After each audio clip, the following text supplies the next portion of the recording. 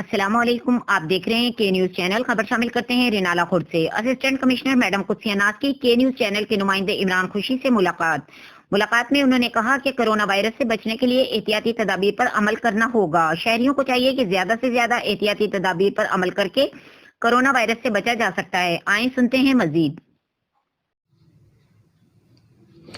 جی بالکل، میں اس وقت موجود ہوں رینالہ خورد میں۔ آج میرے ساتھ موجود ہیں اسسٹنٹ کمشنر میڈم قدسیہ ناز صاحب۔ آج ہم ان سے جانتے ہیں رینالہ خورد میں کرونا وائرس کی روک تھام کرنے کے لیے کیا اقدامات کیے جا رہے ہیں۔ جی میڈم۔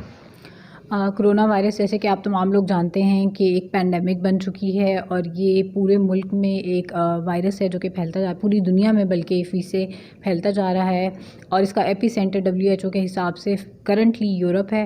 رینالہ خورد میں ہم اقدامات لینے کی کوشش کر رہے ہیں تاکہ ہم کرونا وائرس کی روک تھام کر سکیں۔ اس سلسلے میں سب سے بیسک جو ہمارا کام ہے وہ ہے اویئرنیس ہم لوگوں میں پھیلا رہے ہیں۔ اس سلسلے میں ہم نے بینرز لگائے ہیں، فلیکسز لگائے ہیں، واک، سیمینار، یہ تمام چیزیں مختلف فیزز میں at the same time work کر رہی ہیں۔